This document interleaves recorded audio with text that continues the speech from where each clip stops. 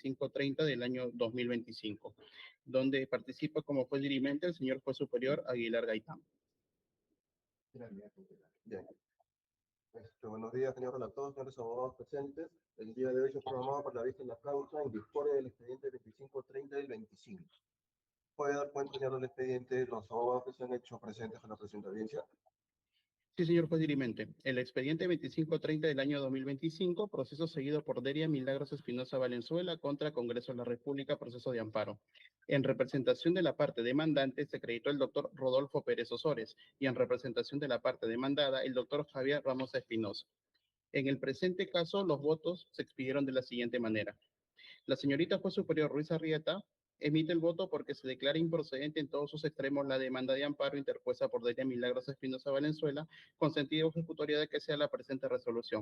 Procede hacia el archivo definitivo de la presente causa sin cosas ni costos. Por otro lado, el voto del señor juez superior Suárez Burgos, al que se adhiere el señor juez superior Paredes Flores, es porque se declare fundada en parte la demanda de amparo interpuesta por Delia Milagros Espinosa Valenzuela contra el Congreso de la República. Por tanto, inaplicable a la demandante los efectos de la resolución legislativa del Congreso número 008-2025-2026-CR y la resolución legislativa del Congreso número 007-2025-2026-CR publicadas el 5 de diciembre del 2025 y reponiéndose las cosas al estado anterior de la violación o amenaza del derecho fundamental. Corresponde ordenar la reincorporación de la demandante como fiscal suprema titular del Ministerio Público siempre y cuando no exista resolución administrativa, judicial y o de otra índole que disponga lo contrario.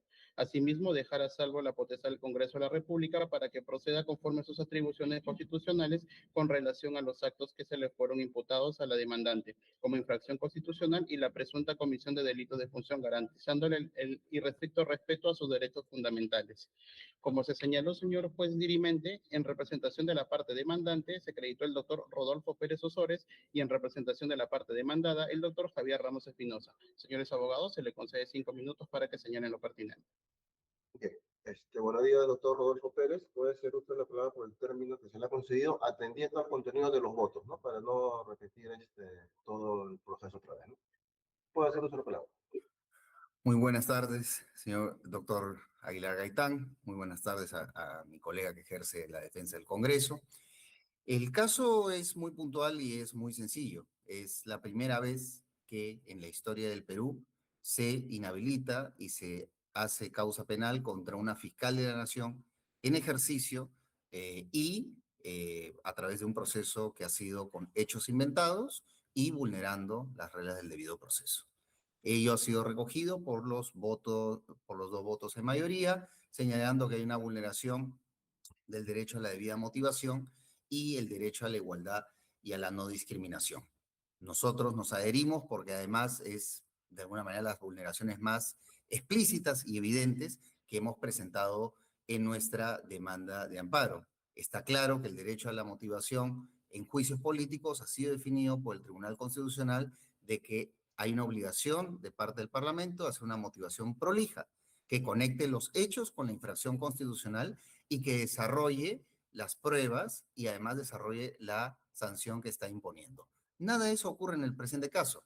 El sustento de las resoluciones legislativas que forman causa penal y que inhabilitan a la doctora Delia Espinosa es la emisión de un reglamento que contravendría la ley 32.130, reglamento en el cual la doctora Espinosa nunca participó. Ese reglamento fue emitido por el fiscal de la Nación, Juan Carlos Villena Campana.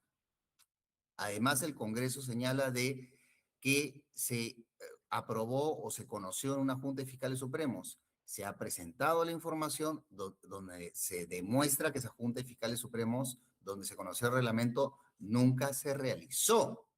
Entonces, estamos ante hechos que no existen. Se está vinculando a la doctora Espinosa en su condición de fiscal de la Nación y fiscal suprema frente a hechos que nunca se pudieron probar en el proceso parlamentario. Por lo tanto, es correcto que se acoja la infracción a la debida motivación. Por el otro lado, cuando el asunto pasa a la votación en la comisión permanente, se absuelve a 3 fiscales, incluyendo el que firma la resolución, y se comprende a Delia Milagros Espinosa Valenzuela. Ese hecho, esa distinción que no tiene ningún sustento objetivo, no es proporcional, no es razonable, Ese hecho, evidentemente, está proscrito también por la jurisprudencia de nuestro Tribunal Constitucional y de la Corte Interamericana de Derechos Humanos en el caso de juicios políticos. Y además de ello, hay dos argumentos adicionales también a lo que se ha presentado en la demanda y que es importante porque tienen que ver con la debida motivación y la vulneración del derecho a la igualdad.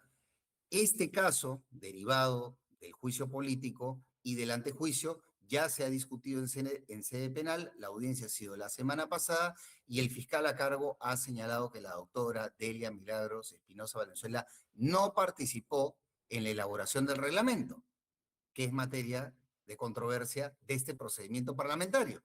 Entonces el Ministerio Público, que no es parte de la defensa, sino que es la parte que acusa, está absolviendo de responsabilidad a Delia Milagros Espinosa Valenzuela en el caso penal derivado de este proceso parlamentario. No tiene ningún sentido, ningún sustento el procedimiento parlamentario que se le ha realizado. Ninguno. Y además, creemos desde la defensa que también el caso de la doctora Zoraida Ábalos, que ha sido resuelto de forma definitiva por la Corte Suprema de Justicia, donde se establece que el actual Parlamento vulneró los derechos fundamentales de dicha magistrada, es un precedente que tiene que tomarse en cuenta por usted, señor magistrado, porque hay que mostrar una predictibilidad de la justicia. Ya el Poder Judicial en su máxima instancia ha acreditado, en un caso mucho más complejo que este, donde había una interpretación sobre el artículo 117 de la Constitución y sobre la actuación de la doctora Zoraida Ábalos, de que el Parlamento excedió sus competencias. En este caso no hay nada. Aquí no hay caso, acá no hay hechos, acá no hay infracción de la Constitución, y lo que estaría haciendo, señor magistrado, es defender el Estado de Derecho, defender la independencia judicial frente al atropello del poder político y además de ello, la posibilidad de restablecer la justicia a través del proceso de amparo. Señor magistrado, con todo el respeto del mundo, estas medallas hay momentos en que las tenemos que utilizar para hacer justicia y esta es la gran oportunidad de hacer ello y de restablecer los derechos fundamentales de la doctora conforme la doctrina del proceso de amparo así lo indica. Muchas gracias, señor magistrado. Bien, doctor Ramos, ¿puedo hacer uso de la palabra por el término concedido? Gracias. Gracias, señor juez superior. Vamos a señalar algunos argumentos que probablemente han sido omitidos por quien ejerce la defensa de la señora Delia Espinosa. El Congreso aprobó dos resoluciones que, según las pretensiones demandadas, y eso es lo que nos va a fijar el marco procesal en este proceso de amparo, fueron materia de pedido de nulidad e ineficacia, tanto de la resolución 08 como que la inhabilita para el ejercicio de la función pública y de la 007 que le levanta el fuero para que sea juzgada penalmente. Recibida la demanda, el Congreso de la República hace una contradicción, es decir, rebatimos los argumentos establecidos en el escrito inicial de quien nos demanda, pero formulamos contradicción sobre la base de un pedido nulificante y de ineficacia. Dentro de todo ello, señor juez superior, podemos señalar que la señora demandante no cuestiona el procedimiento seguido en la Subcomisión de Acusaciones Constitucionales, en la Comisión Permanente y en el Pleno del Congreso. Lo que cuestiona es la sanción. Y la sanción es la consecuencia del ejercicio político de los votos de los congresistas emitidos en cada una de estas instancias del Poder Legislativo. Si bien es cierto, en la demanda se ha señalado la vulneración del derecho al debido proceso y en los votos en mayoría se habla de una afectación del deber de motivación, ello no es correcto. Ya el Tribunal Constitucional ha establecido que no existe norma alguna que establezca una extensión de la motivación, siempre que lo decidido guarde estrecha relación con lo que se ha visto en un proceso y o procedimiento, en este caso, el procedimiento parlamentario. No es cierto, señor juez superior, que a la señora Espinosa se le haya sancionado por firmar la resolución 2246 del 2024. A ella se le sanciona por haber participado en la aprobación del reglamento de actuación fiscal en la investigación del delito que vulnera y o va en contra de lo establecido en la ley 32.310, si no me falla la memoria. Esa es la imputación. Y nosotros ya hemos hecho mención, seguramente usted verá el video en la anterior sesión con los otros 3 magistrados. ¿Por qué vamos a peticionar a usted que se sume al voto de la juez ponente Ruiz Arrieta? Por lo siguiente, señor juez superior. Se pidió la nulidad e ineficacia y los jueces Paredes Flores y Suárez Burgos, para declarar fundada en parte la demanda, invocan la suplencia de queja deficiente, diciendo: no debiste pedir nulidad ni ineficacia. Acá lo que cabe es la inaplicabilidad. Caramba, suplencia de queja deficiente a una persona, fiscal suprema, fiscal de la nación, hoy decana del Colegio de Abogados de Lima, necesita que la justicia aplique una suplencia de queja deficiente en contravención de los propios lineamientos que ha establecido el Tribunal Constitucional para esta figura de naturaleza procesal constitucional? Creemos que no. Por eso vemos que más bien es el Congreso el que se viene viendo vulnerado en esta etapa de decisión de esta demanda. Aplico suplencia de queja deficiente para acomodar tu demanda y decir inaplicable, cuando se pidió nulidad e ineficacia. Y cuando todos sabemos, señor juez superior, que los alcances de la nulidad y la ineficacia, según el Código Civil, tienen pues lineamientos y caminos distintos. Y es sobre esa base que el Congreso de la República formuló su contradicción. La juez Ruiz Arrieta ha señalado que durante todo el procedimiento parlamentario se respetó el derecho al debido proceso. Por consiguiente, la emisión de ambas resoluciones legislativas se encuentran arregladas a la Constitución. Por ello, peticionamos que se adhiera al voto de la doctora Ruiz Arrieta. Gracias, señor juez superior. Bien, doctor Pérez, puede hacer uso de la palabra. Puntual a lo que ha dicho el doctor Espinosa Ramos. Sí, en respuesta a lo que señala el doctor. El doctor señala que nosotros, evidentemente en la demanda, obviamente no solamente hemos pedido más de lo que finalmente nos ha dado el voto en mayoría, y además de ello, señor juez superior, nosotros obviamente hemos planteado otros argumentos. Nosotros hemos planteado el argumento de que se ha vulnerado el derecho a la imparcialidad y hemos planteado el argumento que se ha vulnerado el derecho a la defensa, porque la audiencia que se desarrolló en la Subcomisión de Acusaciones Constitucionales, en ese momento no se permitió que se haga pública y la defensa solicitó copia de esa audiencia que al día de hoy no se ha remitido. Es decir, el Congreso de la República no remite copia de audiencias desarrolladas en el Congreso de la República para una de las partes. Eso no es una vulneración flagrante durante el proceso parlamentario, pero nuevamente, como ha solicitado el juez superior, no vamos a hacer referencia a hechos previos. Nos ha pedido que nos concentremos en los votos singulares y por eso mismo la intervención del día de hoy se ha referido a los votos singulares referidos a la vulneración a la debida motivación y a el derecho a la igualdad y a la no discriminación.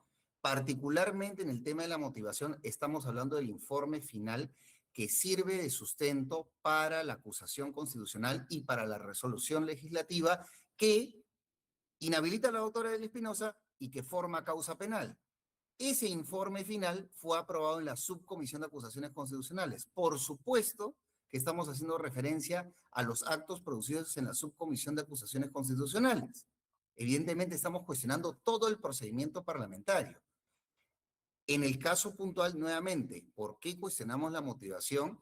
Porque la doctora Delia Espinosa, a lo largo de ese procedimiento parlamentario, que derivó en un informe final y luego en las resoluciones legislativas correspondientes, nunca se pudo demostrar que la doctora participó en ese reglamento. En tanto no participó en el reglamento, la inhabilitación y la formación de causa penal no tienen mayor sentido. Y en el caso de la igualdad y la no discriminación, no puede ser que la persona que firma el reglamento sea absuelto por el Congreso de la República y quien no firmó y participó en el reglamento sea comprendido, inhabilitado, sancionado, que se le forme causa penal a una persona y obviamente se le afecten sus derechos fundamentales a una persona que no ha tenido mayor participación en esos hechos. Si no hay participación en los hechos, no hay infracción constitucional y no hay formación de causa penal, como bien lo ha demostrado el representante del Ministerio Público en el actual caso derivado de ese procedimiento parlamentario. Entonces, en tal sentido, tiene que prevalecer una lógica jurídica y tiene que prevalecer el respeto a los derechos fundamentales de la doctora en el presente caso. Muchas gracias, señor juez superior. Doctor Ramos, ¿algo que decir? Sí, si me da el derecho de réplica, señor juez superior. Acabamos de escuchar que el señor abogado nos dice, sí, pues en efecto, en la demanda pedimos más, ¿no? Entiendo que refiriéndose a la nulidad e ineficacia. Y los jueces de los votos en mayoría nos han dado algo menos, entiendo yo, la inaplicabilidad. Pero mire la contradicción, señor juez superior, que los votos en mayoría, luego de aplicar la suplencia de queja deficiente, declaran inaplicable a la demandante de las resoluciones legislativas, señalan lo siguiente, que se deja a salvo la potestad del Congreso de la República para que proceda conforme a sus atribuciones constitucionales, conforme a los actos que le fueron imputados a la demandante, ¿no? La pregunta es, ¿cómo vamos a aplicar este mandato o esta motivación? El procedimiento parlamentario de juicio político y de antejuicio político ya culminó. Hay dos resoluciones que fueron emitidas por el Pleno del Congreso de la República. Procedimientos que ya no pueden ser reabiertos. Por eso, la contradicción entre inaplicable y bueno, Congreso, te doy la posibilidad que sigas actuando conforme a sus atribuciones. Eso es algo que se contrapone. Hemos escuchado también por segunda vez que el señor abogado, refiriéndose a los otros fiscales supremos denunciados, ha señalado que fueron absueltos. Eso tampoco es correcto. Lo que ocurrió, y usted lo tiene en el expediente, es que en el Pleno del Congreso no se alcanzaron los votos suficientes para poder acusarlos constitucionalmente e inhabilitarlos. Y nuevamente entramos acá a un acto políticamente puro, porque no se le puede exigir a un congresista que vote siguiendo el voto de otro, o porque a un fiscal supremo se le va a inhabilitar, per se tendría que seguirse votando igual. Eso va en contra de lo establecido en el artículo 93 de la Constitución Política. Por eso nosotros sostenemos que, habiéndose llevado adecuadamente y conforme a las reglas del artículo 89 del reglamento del Congreso, el procedimiento contra la señora demandante, la última parte, que son los actos políticamente puros, esto es, la votación, no podría ser cuestionada en sede constitucional, porque la justicia constitucional no puede decirle a los congresistas de la República el sentido de la votación, o que es obligación de ellos seguir un sentido respecto de varios o uno solo de los denunciados. Por ello, reiteramos nuestro pedido de adhesión al voto de la doctora Ruiz Arrieta. Gracias, señor juez superior. Doctor Pérez, un minuto a lo mucho, por favor, para no recortar ningún derecho. Sí, muchísimas gracias, señor juez superior. Solamente una pequeña precisión. Es cierto que los congresistas no son responsables por sus votos, eso está en el artículo 93 de la Constitución. Pero lo que no es cierto es que, por ejemplo, si un congresista comete un delito en el ejercicio de su votación, evidentemente es un delito. Si un congresista vulnera los derechos fundamentales de otra persona, en este caso de la doctora Delia Espinosa, cuando hace una distinción y un direccionamiento de ese juicio político, obviamente eso sí requiere control constitucional, porque en ese juicio político o en ese antejuicio tendría que haberse determinado una distinción de los hechos que la involucren a la doctora con este reglamento. Eso nunca ocurrió. Tal es así que el informe final dice expresamente que la responsabilidad de los fiscales supremos en este caso es solidaria. Informe final que sirve de sustento para la sanción de inhabilitación y para la formación de causa penal. Si la responsabilidad es solidaria, doctor, ¿cómo es posible que se haya hecho, que la conclusión del procedimiento parlamentario es que la responsabilidad era solidaria de esa Junta de Fiscales Supremos? ¿Cómo el procedimiento parlamentario concluye que solamente es competencia de una y de quien no firmó la resolución? Una cuestión es que los votos de los congresistas tengan una protección del artículo 93 y otra cosa es que los votos de los congresistas permitan una situación que no resiste la mayor lógica elemental y que vulnere los derechos de mi defendida. Muchas gracias. Doctor Ramos. Sí, señor juez superior. En base a lo que acabamos de escuchar, entonces vamos a hacer un símil. Cuando un fiscal penal, como lo fue la señora que nos demanda, emite un dictamen acusatorio, ¿esto obliga o no obliga a la sala penal que va a resolver la causa? Evidentemente que no. Simplemente es una acusación. Ese es el informe final. ¿Y qué pasa cuando los magistrados que van a decidir entran en discordia? Como en este caso, hay un 2-1, se busca que se llegue a un 2-2 y seguramente podríamos llegar a un 3-2.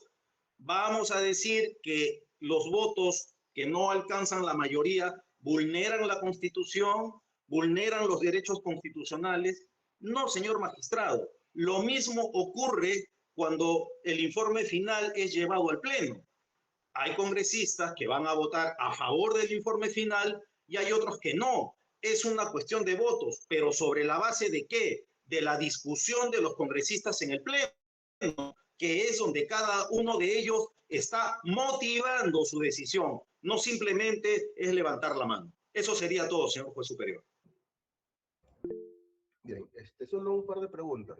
Doctor Ramos, usted manifiesta que la base de la denuncia, ¿no?, de la señora o de la doctora Delia Espinosa no es por emitir la resolución 2246 del 24, ¿no?, sino es por aprobar el reglamento. Así es. Pero en esa resolución no se hace mención a ninguna junta de fiscales supremos, ni que hayan intervenido todos los fiscales supremos. ¿Cuál es la base sobre la cual ustedes señalan que efectivamente la doctora Delia Espinosa intervino en esta aprobación? A ver, la respuesta es la siguiente, señor magistrado. La resolución 2246, en efecto, es suscrita por el señor Villena, que en ese momento era el fiscal de la Nación. Pero la aprobación del reglamento lleva la firma del señor Villena como presidente de la Junta de Fiscales Supremos. Ahí hay una distinción importante, pero no solamente ello. La propia señora Delia Espinosa, cuando se presenta ante la Subcomisión de Acusaciones Constitucionales, ella presenta un escrito número 5, que está en el expediente, señor juez superior. Y al presentar el escrito número 5, ella defiende la legalidad del reglamento. Su postura durante el procedimiento parlamentario es de aprobación del reglamento. Sin embargo, en el proceso constitucional niega la validez de ese reglamento.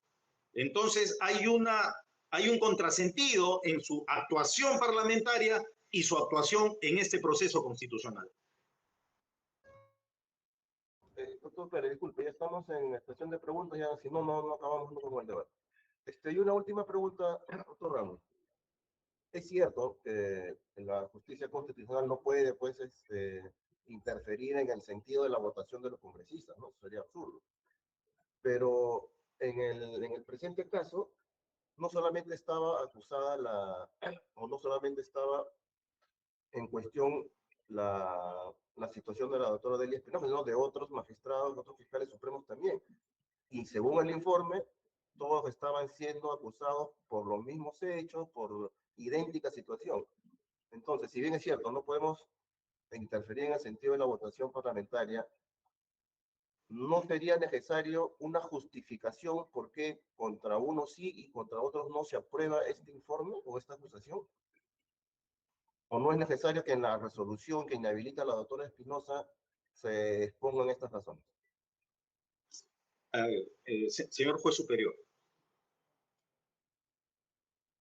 he señalado hace un momento que respecto de los otros jueces supremos no se alcanzaron los votos. Es decir, no hubo una omisión de no votar.